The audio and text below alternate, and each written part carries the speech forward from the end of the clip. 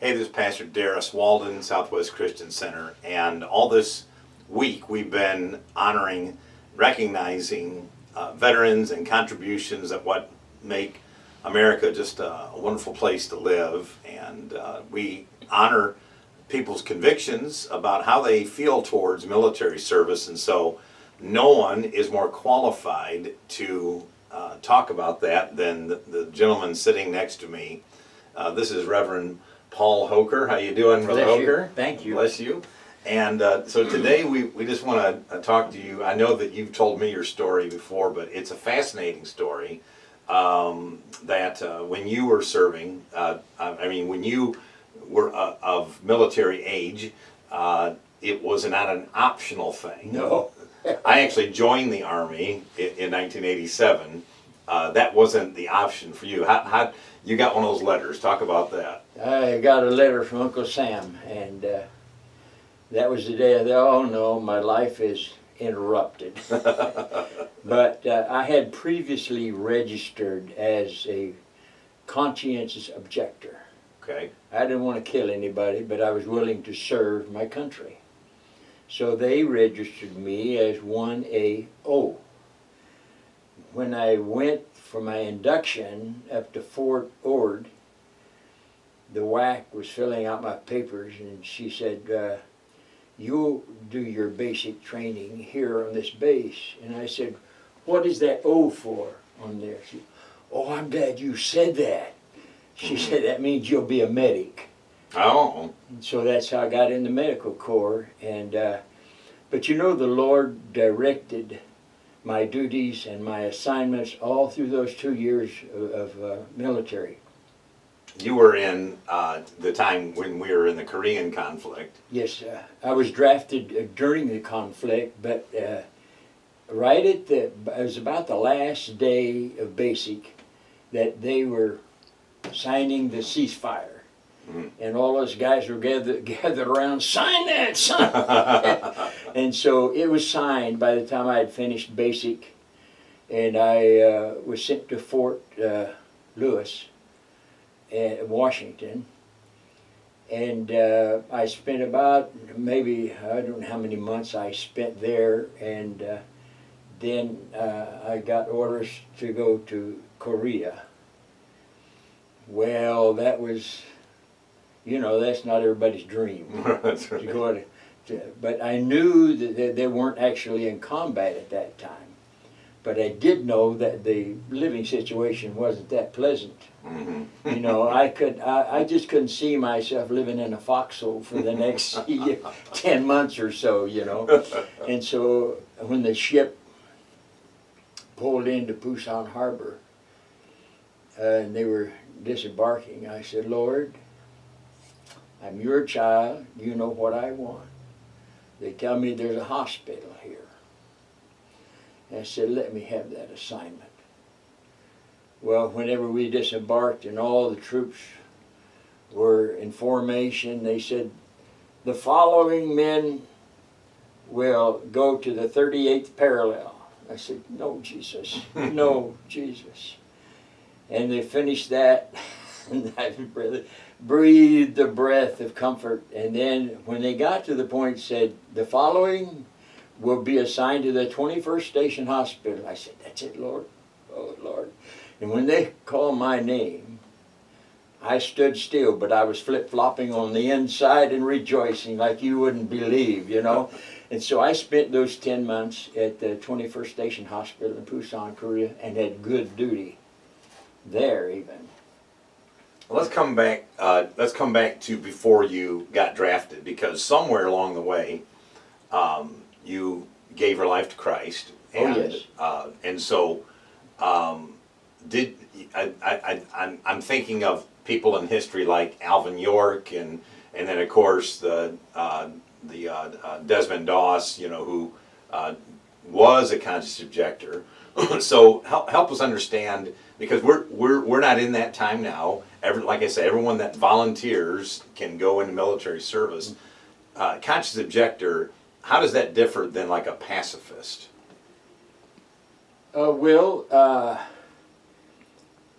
a pacifist and a conscience rejector, I think, are in a different category. There are people that feel like, peace at all costs, But when it comes to killing somebody, which the military is, then I object to that. I'll serve in any capacity. So I think the two are different, totally. And that's the way I looked at it. Yeah, because again, and even then, it wasn't. You'd become a Christian. Yeah. So was there a moment that you had, or you just knew from the day you got saved that it meant I can't take another person's life? Oh, actually, you don't give it much thought because the situation doesn't arrive. But when it came close to the military, then I started giving it. When I graduated from high school and I had to register, I thought, okay. And I was raised in the church and I'd give my heart to the Lord. But I said, I don't mind going in the military and serve my country, but I just don't feel good about killing anybody. And so that was my standpoint. Not that I was brainwashed or indoctrinated or anything like that, That was a personal feeling that I had. I think it's a huge statement you just made, is that, in other words, there was no big rally, there was no we hate the war and, all those kind of things, is that the America that you were living in at the time recognized that people were allowed to think for themselves and make their own decisions. Yes. Sometimes the narrative speaks the opposite of that. The memories that people have, they think that everyone that lived in the U.S. was all, we hate everybody and American exceptionalism and we're better than everybody else. But obviously that you were living, a young man at that time and had the power to think for yourself, and the government recognized that. Yes, see, I had, our family was raised in the church. We attended church regular. I hesitate to say this, that I'm better than anybody else, but I was the only child in the family that wanted to go to church regularly. There was just something about that. I saw the genuineness of people that really loved the Lord. So as a young man, I was in church constantly and gave my heart to the Lord early, and of course in high school, in school age, you want to be like the guys in school, and then you really want to serve God. But one day God got a hold of my heart, and it was 100%. Praise God. Now, somewhere along the way, you'd met a young lady, and did you all run off and get married before you go to war? No, I had prayed because I felt the call of God on my life when I was about 15. And so I had prayed and said, God, if you want me to preach the gospel, you're going to help me. Because being a preacher's wife isn't the easiest thing on the earth. I said, because my grandmother's a preacher, I have an uncle that's a preacher, and I know what the difficulty is. And so you send me the right companion you want me to have as a pastor or a preacher's wife. And I left it at that, and I just believed it. And all of a sudden I walked into youth service one night, and here's this beautiful lady sitting on the front bench. Her aunt was a youth leader. And she got up and she said, Paul, you come and lead the songs. My niece is here, she's going to play the piano. And so I went up and started leading songs, and I said, let's sing page such and such, when God dipped the pen of his love in my heart. And they refer back to that a lot of times, that I did. Were you that singing about Jesus? Or? Yeah. And so after service, I introduced myself to her. She's still in the front pew. And when I introduced her and asked her to go out the next night, or I forget exactly what, Saturday, we were going somewhere. And I said, I'd like you to go with me. And she said, okay, after a little bit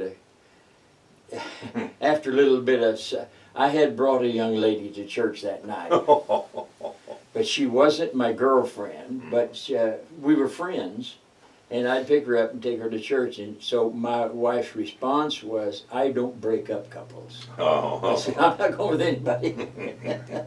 So anyway, that's how we got together. And it was on the furlough after basic training that my wife and I got married. And then I was assigned to Washington, Fort Lewis, and then she came up to be with me. We lived off base in an apartment and all, and I was there for several months, and then I got orders to go to Korea, and she had to come back home that time I was away. That's how we got started. Yeah, the reason why I asked that is because, again, the romantic idea that we that we have from TVs and movies and things like that is that, that was kind of like a hand-in-glove thing. And I volunteered or I signed up, and I'm going to marry my bride, and I'm going to, hopefully she's going to have a baby while I'm gone and all of this kind of thing. But you all made a decision to wait until after you finished basic because you weren't sure what was going to happen? I had proposed to her during basic training. Okay. I wrote her a letter, and I said, and of course I was writing her all the time and calling telephone, and I said, I wrote and said, I have something to ask you when I get home. And then I went on to talk something else. She wrote back, she said, I don't know what the question is, but the answer is yes. I love it. So that was... So that's the way I proposed to her, and she accepted. So we got married when I got home from basic training. And of course, then, especially because even though the armistice had been signed, you were still in a war zone. Yes. And so this wasn't going to be an accompanied No. tour. You lived in the barracks, and Right. yeah. So what is a saved, filled with the Holy Ghost young man? In other words, our images of war guys are they're getting drunk and they're chasing women around. So Yeah. what do you do in Korea when you had a moment to yourself? Well, personally, I had a hobby of photography. Okay. And I would go to the service club. I'd take pictures around Busan, and I'd go to the service club and develop them and print pictures. So I have some of those pictures at home. But I couldn't do that too frequently because people would be in the service club wanting to do the same thing. But I had, they had USO shows. Mm-hmm. And the auditorium for the USO was right there in the premises. See, the hospital was a college, a university, studying marine life, because right on the bay you could look out and see the water hitting the shore. Wow. And so they had theater and everything there, and when they'd have their shows, some of the guys were on duty. They couldn't go. It was in the evening. Well, I didn't go. I didn't care for them. And so guys complaining, and I said, one day I said, hey, I'll make a deal with you. Well, what's that, Paul? I said, I will take the night duties if you will take my weekends. Oh man, they jumped for that. Absolutely. Well, see, I could go, and it was a hepatitis ward that I was assigned to. And I would take TPRs, and my assignment was to bring juices and sandwiches and everything to the men before I turned the lights out. And any medication, give them shots or pills or whatever, I did that. But when I turned the lights out, the rest of the night was mine. That's when I wrote my wife every night. So we corresponded every day. But that was the duty until they called my number to come home. And speaking of coming home, there was a bit of a glitch, wasn't there, when you signed up or something like that? Or I knew you would ask me that question. My wife's brother, I replaced him. He got out of the military one day before I went in. Well, when I came home for leave, and my wife and I got married, we had a few days, a week or two, you know, a couple of weeks before I was assigned, had to be in Washington, and so her brother was there that had just gotten out. Said, "Oh, you have 2 days of grace. Don't worry about the time. Yeah, 2 days of grace." Well, I didn't put stock in it, but I thought, well, you know, don't worry about it. But I had some problems in making trip connections with the bus and so on and so forth, that I was a little late, and I called the base and I told them, I said, "Hey, I'm having problems getting there." "Oh, that's okay, no problem." When I walked into the day room, the orderly room, oh boy. "Well, you have a choice." So we can either court-martial you, or you can spend an extra day in the military. I said, "Give me the day." So that was the hookup. And when my original date came down to be sent back home, it was the last date, and I had to spend an extra day. So that meant, just because of that little blip, Wow. I spent a few more weeks in Korea. Wow. So that's the way that one glitch day. was. Yeah. Uh-huh.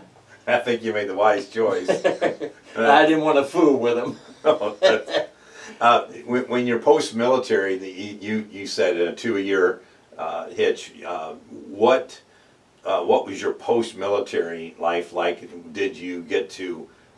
Was there any provision for you to have college money? Was there anything like that? Were you done and they didn't ask you anymore? No, they didn't. Well, you have an obligation of so many years of military service. You know, some inactive and some active.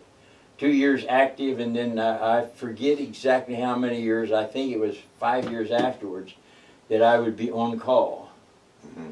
And we were on pins and needles all that time, you know. And so we were just waiting for Uncle Sam knock on the door, you know. But I didn't, and there was other little flare-ups. I thought, oh no. But it was that anticipation. But meanwhile, we were in ministry. Yeah, we had gone into the ministry and up in the state of Washington. But God was good, and like I said, God always went before us, made a way before we even knew we needed a way. He made a way for us, and that was so in Washington. Did you get any kind of persecution when it was known you were a conscious objector, or was everyone in your unit of the same stripe, or no? No, they weren't. There were different criteria, I suppose, of being a medic, going for medical basic. But one of them is if you're a conscious objector, you know, that you go medical basic. But no, there were a lot that were far from being a Christian. One example, when in basic training, when you go to the chow hall, you're in line and you go through and get your food, come back, you just don't sit down. You know what I'm talking about? Put your tray on the table and you stand there till the last man has his tray on the table, and then you all sit down together. Well, that meant I bow my head in front of all those guys, and I'd have a quick prayer. Thank you, Lord, for the food you provided me. And time and again I say, "Hey, Hocker, wake up. Time to eat." So that kind of thing. But other than that, it didn't go very much farther than that, because I think a lot of people were respective. But not any outward persecution that I received as far as being a Christian. I think you brought something insightful too, is that just because someone's a conscious objector, it doesn't mean they're doing it because of faith necessarily. Not necessarily. You know, and I think the other thing that is important for us to understand is that, and this goes with what Reverend Hocker was saying earlier, is that you didn't put this on anyone else. In other words, there could very well have been other people in your church that were drafted and Right. went and fought in the war, and that was between them and God. And, Exactly. And yours was between you and God. Exactly. And I don't judge them that God would hold it against them to carry a rifle. Mhm. You know, because it's military. You obey the laws of the land and so on. So no, I didn't prejudge them, and I don't think they prejudged me. And so on.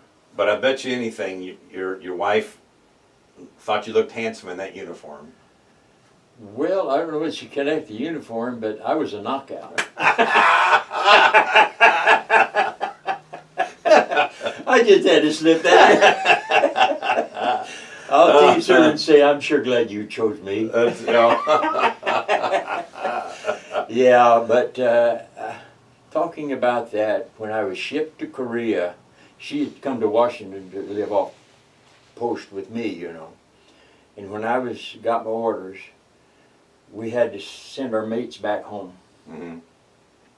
She came to Los Angeles, and then I was still up there for a while before come to ship out, and so she came back up to Washington. We had some church friends, military, and they were living there in Tacoma, and so she connected with them, and they said, well, let's go to see if Paul is shipped out yet. Rosemary said, oh no, they said it's going to be such and such time. They're already gone. He said, we can give it a shot. And I'm glad he did, because they came, and I mean, you're on a ship way up here, and you're looking down, and I saw this little girl with a bright red dress on. And I looked, and I said, I told the guy next to me, I said, that's my wife. You wish, he said. And so when that ship pulled out, they played So Long It's Been Good to Know You. And she said, I hated that song.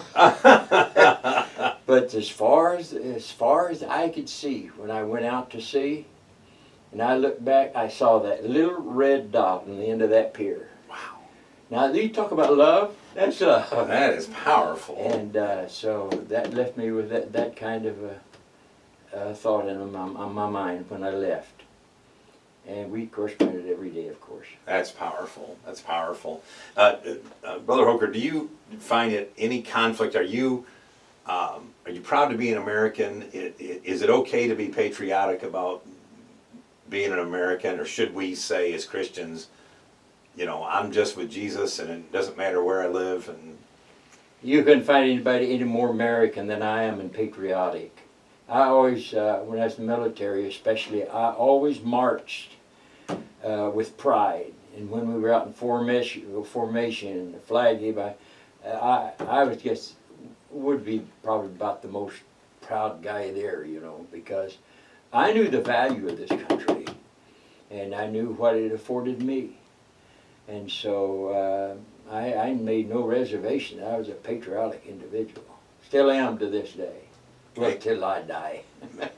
I appreciate you saying that, making that so clear for us today.